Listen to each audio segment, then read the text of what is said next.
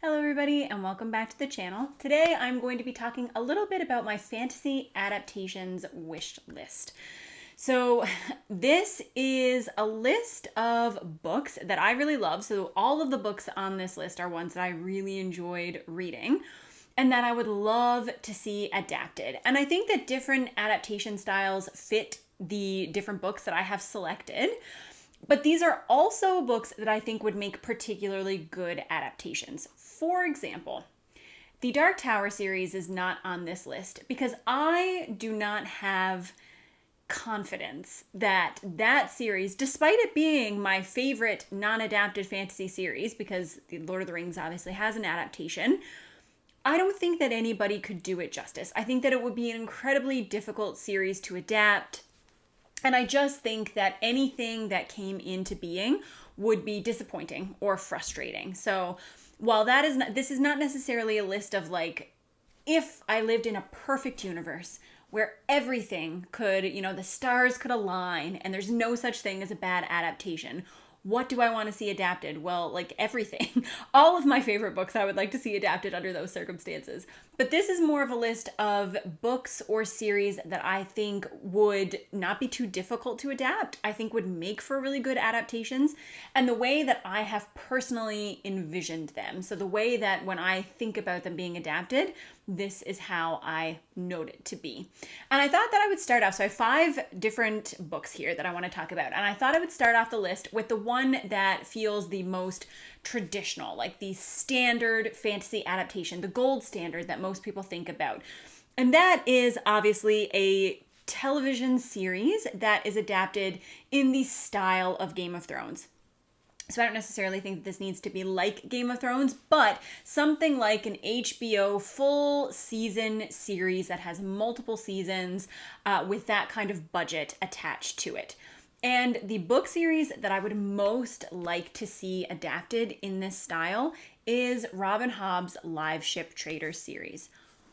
I've only read the first book in this series. However, I'm reading book 2 this month, and I am so confident in my enjoyment of the series, and from the things that I have seen from this series so far, I think it would make a phenomenal television adaptation. I think that there are certain things that shows need to have in order to make a successful adaptation. And Elliot Brooks actually did a really interesting video on this. I think it was last week that I really enjoyed when I watched it, going through the different categories that make up a good fantasy adaptation and trying to predict which one she felt would be the best based on those criteria. But I think that there are a couple of things that do make it easier for shows to be successful in terms of adaptation. So I think for fantasy in particular, low fantasy elements definitely make adaptations easier to do. I'm not saying that you can't adapt fantasy series with high fantasy elements, but that requires a lot of discussion about whether things are going to be CGI, whether they are going to be regular props, how you are going to make the magic, what it's going to look like, how are you going to express those things. Obviously, the more magic that can be thrown around, the more otherworldly that people need to act, the higher the budget needs to be, and the more people need to be involved. So I think low fantasy elements probably appeal to the masses for one thing, but are also easier to adapt. And Live Ship Traders is indeed low magic. I think that there needs to be really strong characters, and there needs to be a current of character conflict that makes for, dramatic renditions on TV. And the characters in Live Ship Traders, and mind you, again, I have only seen these characters through one of the 3 books in the trilogy, but already their motivations, their personalities, their interactions, it's all so complex and so enjoyable that I know it would make for excellent TV. These characters are all flawed. Some of them are very selfish. Some of them are very internally motivated. Some of them are selfless but are struggling. And it's just a really interesting mix of characters, and they all feel very dynamic. They feel alive. They feel fresh. And they feel unlike characters from other really popular fantasy adaptations. So I think that would create some appeal there because we're not getting a recycling of previous adaptations that we have had. I think that in order for a fantasy adaptation to do really well, the dialogue also needs to be catchy. Now, I don't think that Live Ship Traders has the same level of dialogue as like Game of Thrones, because I think what really helped to capture a lot of people's hearts in Game of Thrones were those really witty bits of dialogue, lots of which were taken from the books. So I think that Robin Hobb does a great job with her character interactions. And I just think the way that they interact with each other, the way that they speak with each other would adapt well to TV. So I am looking forward to reading the rest of this series, and I think it speaks to the quality of the series overall if I feel so confident after reading one book. But this is one that I would definitely love to see on the big screen. I don't even really have a huge interest in nautical stories. The Live Ship Traders obviously is a book that takes place, the vast majority of the book takes place on the sea. It takes place on the water. But I think that it's the other elements that really call to me. There are some really cool seafaring movies. Pirates of the Caribbean is an awesome, awesome movie. I love that one so much. Very different tonally from the Live Ship Traders. But movies like that can be done. And I think that it would just be really fun to see this one adapted. So in terms of like your very classic television adaptation, multiple series TV show, Live Ship Traders is where my money would be.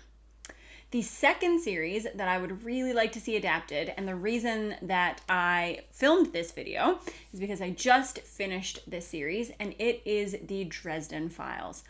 So the Dresden Files actually has had an adaptation, which I only know because, hilariously enough, my dad had watched a couple of episodes like way back when it had come out, because when I got him to read the Dresden Files, he was like, "Oh, I've seen some episodes of this show." And I was like, "What? The show?" And, went down that rabbit hole. I don't remember. I think it might have been Sci-Fi who adapted it. Regardless, it did not continue on for very long. And, funnily enough, I don't think that it would be a great TV show to adapt to a standard kind of, made for, well, I guess everything. Lots of things are made for streaming services now, but I don't think that it would do well as like a multi-season television show. And there are lots of reasons for that. There's a lot of magic involved in the Dresden Files.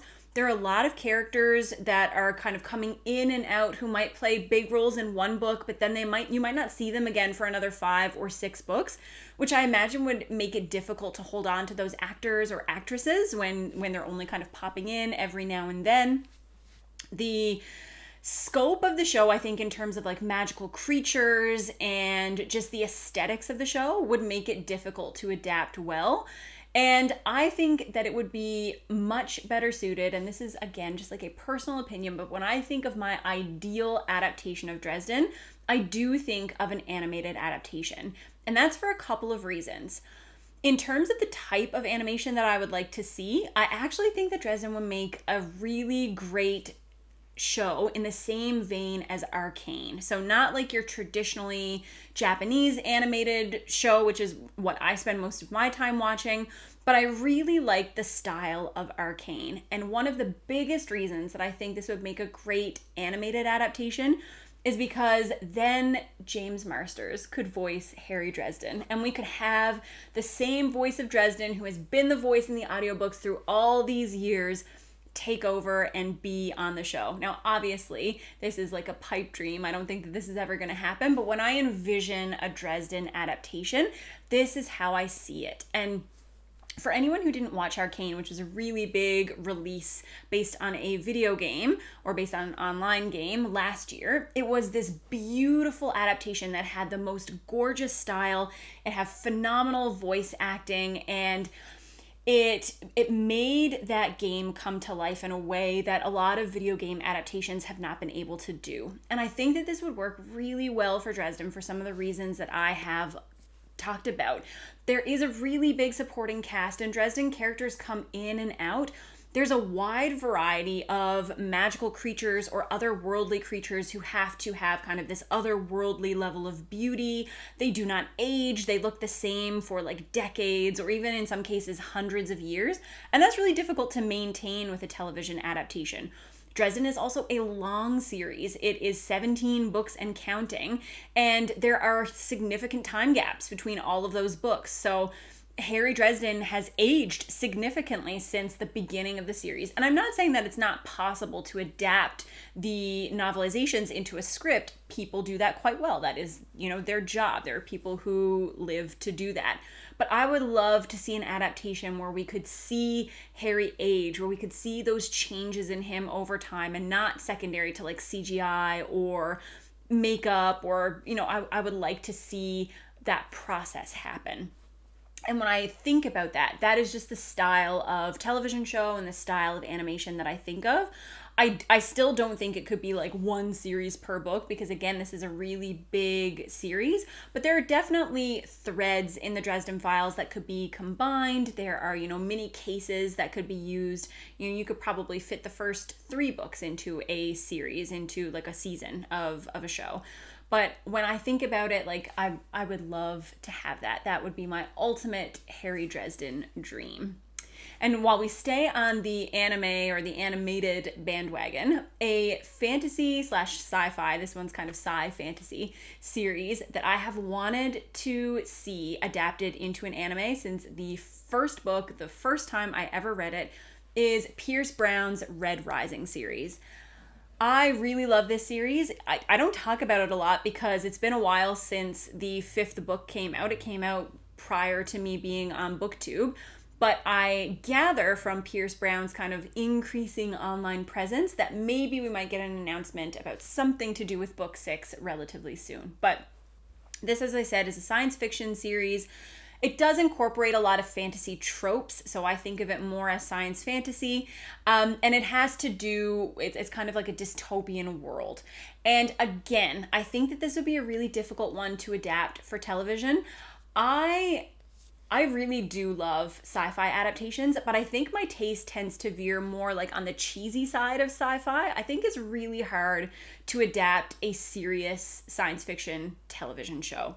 I don't think that it's impossible, and I'm sure everybody can like jump in with lots of examples of sci-fi done really well in that format. But when I think of Red Rising and kind of the huge scope of that series and how it expands as the series continues on, about the epic space battles, about the appearance of the characters, the style of the fighting, I can envision some of those duels, some of those fights animated, and I would love to see it. I would love to have like the quality of animation that we got from like Demon Slayer, for example, but in a sci-fi setting with those huge bombastic battles. Oh, it would be so good. Again, I think because this is such a uniform society and it is this kind of dystopian world where people are categorized into different colors and they're all made, they're genetically modified, they have been, bred to appear a certain way. I think that, again, that is something that's very difficult to achieve in a live action adaptation. And so I would love, love, love to see that animated. And it is probably like if I could pick any science fiction fantasy series that I have read and enjoyed to see put out there into the world as an anime, it would be Red Rising. So in an ideal world, that would be my choice. And my number 4 pick, so this is one that I've talked about in a video before, one of my If You Like This, You Should Read This videos, and that is The Girl Who Drank the Moon. This is a middle grade book that is, it's kind of a dark fairy tale. It has this kind of undercurrent of whimsy. It has some magical creatures. There are witches and dragons, but also this very real undercurrent of sadness and sorrow, and it explores a lot of really complex topics about grief and family and found family and what it means to be a part of something, what it means to lose something, and how that can change you. And I think that it would be absolutely stunning as a film made in the style of like a Howl's Moving Castle. So a studio, and I know however I pronounce this, there's going to be someone who pops in and tells me I pronounce it wrong. So whether you want to say Studio Ghibli or Studio Ghibli, it would make a beautiful, beautiful film from that studio. I can envision it as I was reading it. That is how I pictured the story as I was making my way through it. I really love that style of animation, and I think that it works well for books that have that really beautiful atmospheric setting that you can picture in your mind, but with an undercurrent of like the strange or bizarre or emotional. And I think that that's why Howl's Moving Castle worked so well as an adaptation. I think that Howl's Moving Castle, when you read the book, you can picture these things in your mind, but it has this kind of quirky, odd undercurrent that is not the same as The Girl Who Drank the Moon. Like they're very different stories, but I think that they both have that spark of something that makes them worth adapting, and that is I believe what will make The Girl Who Drank the Moon a middle grade book to stick in people's memories, and one that people will want to be reading for years and years and years. And so as I was reading that book, like I think I was only a couple of chapters in, and I was like, oh gosh, this would make the most beautiful animated movie, and I would love to see it. I don't think that one's outside the realm of possibility. Like, I don't know. I think maybe I'm just being like wishful right now, but I would love, love, love to watch that. And the very last adaptation is one that I would like to see, or one that I think would do well, just made into a traditional movie. So, like a 2-hour film. It had to be a fantasy standalone, because obviously it's going to be very difficult to make a series into a freestanding film. But one that I would love to see adapted is The Sword of Kaigen by M.L. Wong. So this is a book that I've mentioned in lots of videos because it has so many things that I love. But I think that The Sword of Kaigen would work really well as a feature film because of its length. I think that it is narrow enough in scope. There is, there are political things going on, but at the heart of this story, it is a family drama. It is an intergenerational story. It is about the relationships between people, how they can be strained, what affects them.